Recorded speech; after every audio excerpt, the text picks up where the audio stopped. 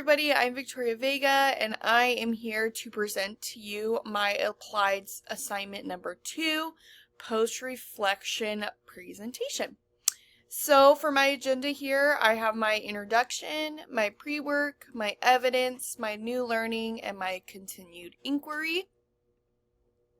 So for my introduction, just to tell you a little bit about this specific applied assignment, I decided to make and conduct an intentional teaching plan for one of my DLL students, Alma.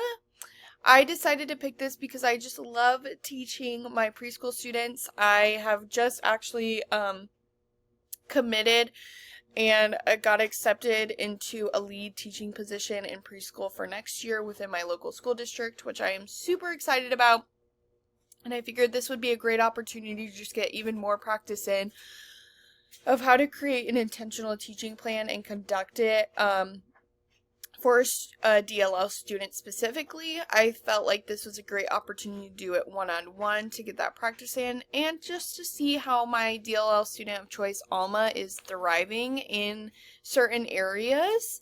So like I said, I did this intentional teaching plan at my place of work in the preschool. I decided to focus on phonological awareness, print and alphabet knowledge, and communication, and speaking with, again, Alma. So for my pre-work here, of course, I had to do an intentional teaching plan, and I had to think about what I know prior to conducting this lesson. So I made sure to put in there too some of my evidence-based stuff that I learned. So I had to do an in-depth plan of what and how I would be conducting the lesson. For huge points within that lesson plan was knowing, seeing, doing, and reflecting, which I really appreciated because it helped me really go in depth of how I was going to create this lesson and how I was going to do it from all areas and perspectives. So I really felt like going into this with confidence. I hope to learn more understanding about my DLL student through this lesson. I work with DLL students every day within my job, but I think it's so important to learn how to implement their needs and different modifications that they may need through a lesson, and this really gave me good practice in doing that. So then my pre-work part 2, my course materials I planned on using for this was the language modeling with dual language learner toddlers, which was helpful in remembering and impacting that modeling a language can have on students, creating environments that include children's home languages and cultures, which would help me remember the importance of incorporating Alma's home language, which was Spanish, and then the cognitive benefits of bilingualism. And I think this was just a solid reminder of how smart these kids are and what asset they bring to the classroom. I think that was such a great reminder for me, especially with this specific resource being more towards the beginning of our course modules. So this was just a good refresher for me. So for the ELOF domains that I focused on specifically that I had mentioned before was the phonological awareness, the print and alphabet knowledge, and communicating and speaking. I did attach a link to my intentional teaching plan. I know you can't access that on this video because I'm screen recording. However, in the comments when I post this on my discussion post, I'll make sure to link that intentional teaching plan so that you can view it.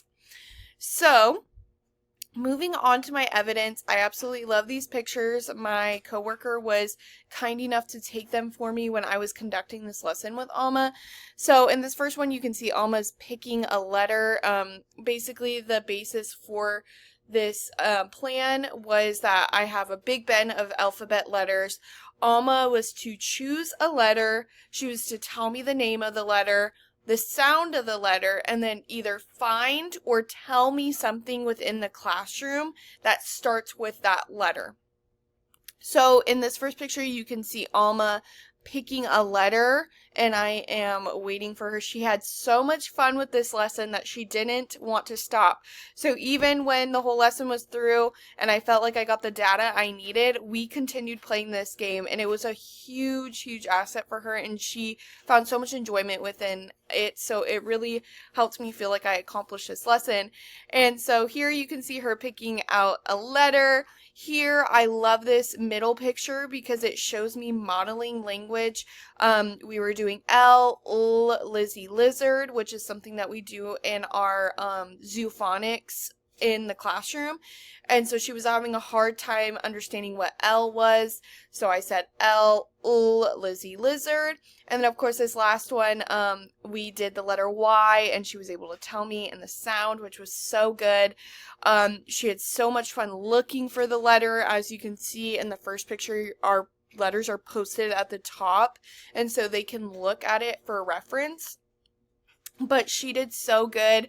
I really was proud of myself and how I implemented her home language. We had, for example, picked the letter N, and she had said número, which is number in Spanish, and I totally switched to Spanish. I said, sí, número es N, and that was the nice thing. However, we did run into some tricky points where she would pick a letter and she would say the animal in Spanish, but of course the Spanish pronunciation didn't start with that letter. But the English one did. So that was a good example. Like, for example, you can see behind in the middle picture, there's an aquarium. We have a turtle in there. And so she was doing the letter T, and I was trying to give her hints. And so she pointed to the aquarium and she said turtle, but in Spanish. And the Spanish pronunciation for turtle doesn't start with a T. So I said, sí es turtle in English, and she repeated me and said turtle. And so there was so many good points where we were able to have good learning experiences even when she switched to Spanish. And I really had a very fun time conducting this lesson. So moving on to my new learning, it's kind of reiterating what I just said, but I learned so much valuable information of how to support my DLLs through an informative lesson, even when they bounce back and forth from English to Spanish, and just what it looks like to model that language for them. So again, I think the evidence is within those pictures and just my explanation. I had such a fun time being intentional with Alma and learning how she learns best. I think this connected to the course of language modeling. I think that was a huge one for me, which goes back to not only the ELOF goal and domain of phonological awareness, as we saw in that middle L picture on my evidence, but also the language modeling with dual language toddlers article, which really points out how important modeling language is for our DLL students. So lastly is my continued inquiry. So new questions I have after completing this assignment is, how can I be this intentional with all lessons with my DLL students?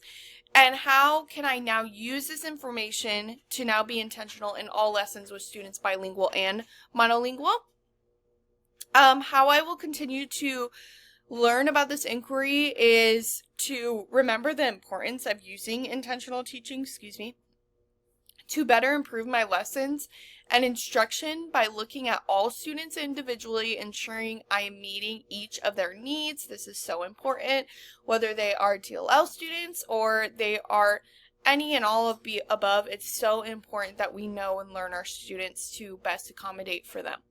So questions I have for you as my peers is, just after watching my presentation and seeing my evidence, seeing my pre-work, seeing my intentional teaching plan, what suggestions can you give me to better my understanding of being an intentional teacher and intentional teaching for DLL students specifically?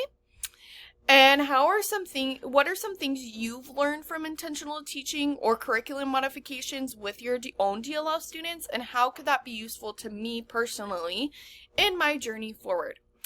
So I really look forward to seeing and hearing your responses to that. Here is my references to those articles I referred to, and I really appreciate your time and watching this presentation through. I really appreciate it. I had so much fun with this applied assignment, And again, thank you for listening.